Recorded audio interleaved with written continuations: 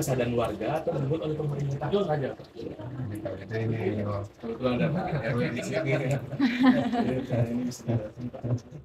Ini sih keinginan bersama ya. Pemerintah juga punya program untuk apa, pengelolaan dari sampah dari warga. Nah, warga juga punya kebutuhan bagaimana supaya sampah di lingkungan bisa bersih gitu ya. Karena sekedar dibuang bukan penyelesaian itu. Iya benar. Bagaimana kita olah. Jadi harus menjadi keinginan bersama. Jadi termasuk juga visi misi Lirikan ini itu apa Pak? Visi misi dan juga tujuan dari warga setempat ataupun dari pemerintah? Ya pemerintah kan mereka punya tugas bagaimana sampah yang dari DKI ini tidak sekedar pindah tempat dari Jakarta ke Bekasi, pindah tempat di sana. Lalu pengen bagaimana diolah supaya tidak ada penumpukan. Jadi pengen Jakarta indah, gitu. Nah, sebagai RT RW kan ujung tombak dari pemerintah, jadi harus mendukung program pemerintah. Para pekerja di sini itu dari warga sendiri, dari warga RW sendiri, atau ada dari daerah juga Pak? Ada itu ya, ada yang memang tugas, ada yang memang petugas dari pemerintah, ada PJLT, tapi ada juga dari masyarakat, relawan. Iya. Masuk ke relawan. Iya. Terus di sini itu Pak bisa mengolah sampah apa aja sih? Nah, itu harus itu. ya untuk jenis sampah tadi saya sampaikan ya bahwa kita mengelola jenis sampah organik dan anorganik. Kalau sampah organik tadi sudah saya jelaskan prosesnya ya, dari penerimaan, terus pengembangan dan pencatatan sampai keluarannya jadinya pupuk di depan kompos dan pupuk organik cair. Tapi untuk pupuk organik cair oke, ada sebetulnya di sana, nanti bisa ada lihat lagi. Jadi dua jenis pupuk yang keluar, pupuk cair dan pupuk padat ya. Pupuk cair namanya POC, pupuk padat namanya POC. Nah, ini tes pengolahan sampah organik. Kemudian sampah organik juga yang cepat membusuk ya, cepat membusuk dan mengeluarkan bau ya, itu kita habiskan untuk percepatannya dengan memberikan pakan termasuk. Jadi kita jadikan sebagai pakan termasuk. Dan tadi kita sudah lihat di depan dan di belakang. Di depan proses bertelurnya ya, dan proses bertelurnya, di belakang tadi proses penggemukan atau pemasaran. Iya. Kemudian untuk sampah organik lainnya yang kita kelola atau kita olah diantaranya ini ya, dari sampah organik buah kita bisa olah menjadi ekoenzim. Ya. Kemudian sampah organik yang dari minyak jelantah, ini kita bisa jadikan sabun yang bermerek. Sabun itu bermerek. Belum dimerekin sebetulnya ya, mereka Berkas Serikandi. Sama lilin itu ada lilin yang biasa, ada juga lilin yang kita kasih esen aromaterapi ya, untuk keperluan relaksasi ya. Ini yang organiknya. Yang anorganiknya jadi kita proses, kita bersihkan, kemudian kita pisahkan berdasarkan jenisnya. Ada jenis plastik ya, plastik itu ada botol-botolan, terus gelas, kemudian ada juga jenis plastik yang mainan, ada jenis plastik emberan namanya. Terus juga ada yang jenisnya logam itu ada kaleng, ada apa lagi tadi karena ada adik saya Kalau dibilang ada apa namanya tadi yang tempat minum Perlis ya, Perlis, ada juga besi di sana tadi ada ya, kita pisahkan. Kemudian juga ada yang memang kita pisahkan, dia sebetulnya sebagai barang yang perlu penanganan lebih lanjut. Apa aja? Kaca ya, kaca itu barang yang kita kumpulkan nanti kita setorkan ke pihak LH karena dia harus diproses di lanjutan oleh pihak lingkungan hidup. Kemudian juga ada beberapa produk B3 seperti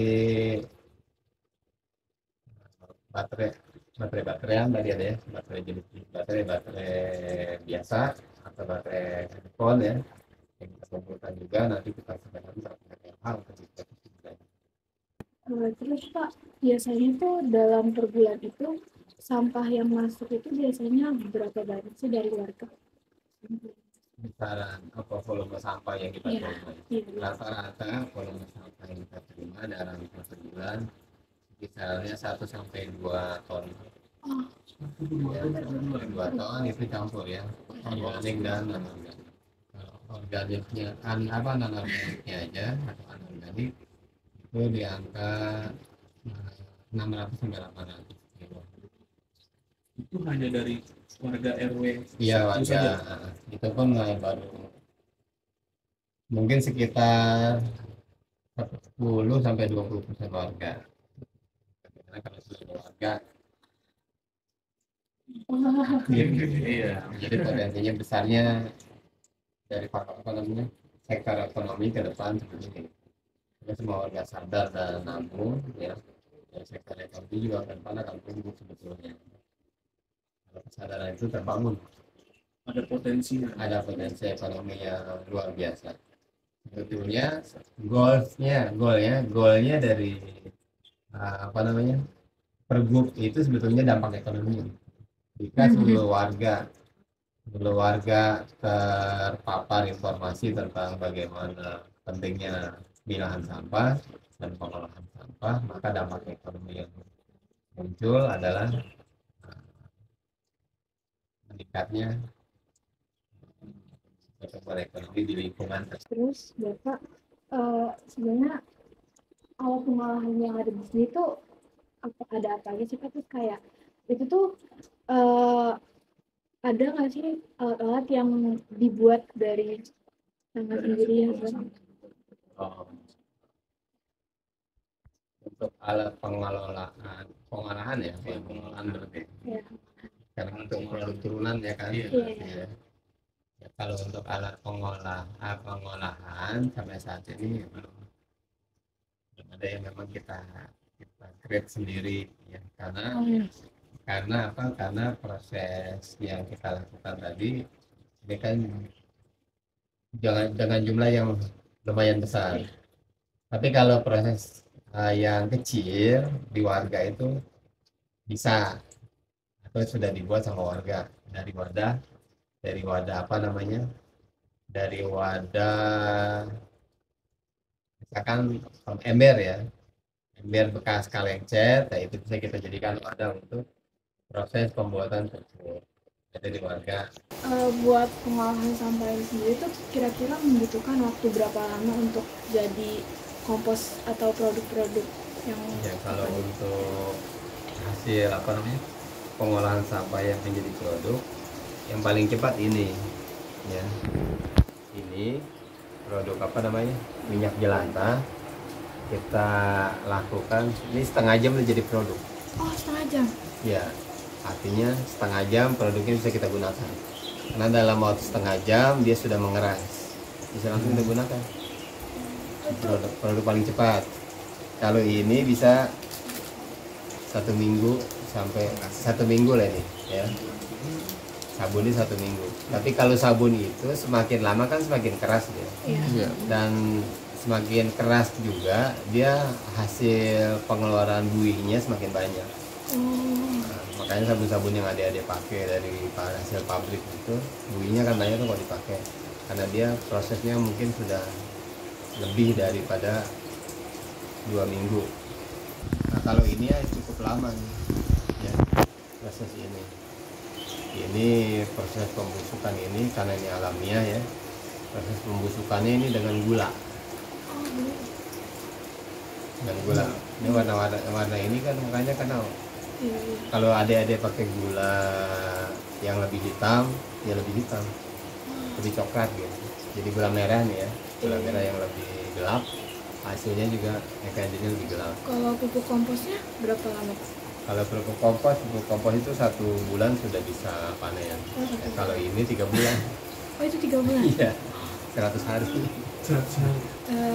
Biasanya tuh Pak, kalau produk-produk ini tuh dijualnya sekitaran berapa sih Pak? Kisarannya. Nah, kalau untuk masalah harga kita belum punya standar. Oh belum. Ya, makanya dibutuhkan sebetulnya kerjasama oleh pihak yang pantas menilai. Ya mungkin juga Pak RW juga punya punya standar harga gitu. Tapi sampai saat ini karena memang kita lakukan masih untuk keperluan eksperimen kita dan juga untuk tadi bahan pendidikan ke teman-teman di sekolah, maka ini lebih banyak kita gunakan sebagai hadiah-hadiah dan contoh atau sampel untuk teman-teman adik-adik sekolah, adik-adik siswa, pihak sekolah atau instansi lain yang memang kepengen belajar. Kita ke sekolah, ya kita kasih contoh juga. Oh ini loh hasil pengolahan kita. Itu kan otomatis menjadi merchandise ya saat ini. Kita gunakan hanya sebagai merchandise, belum banyak kita jual. Nah kalau pupuk sebetulnya potensinya lebih besar. Ya, pupuk hasil potensinya lebih besar untuk kita jual.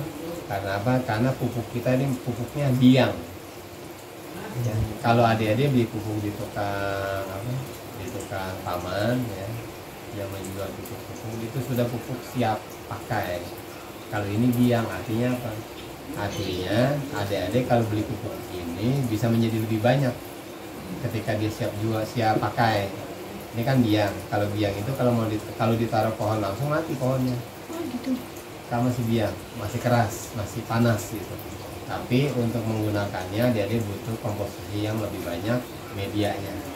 Jadi media tanamnya harus lebih banyak, 1:10 kalau untuk yang kita punya.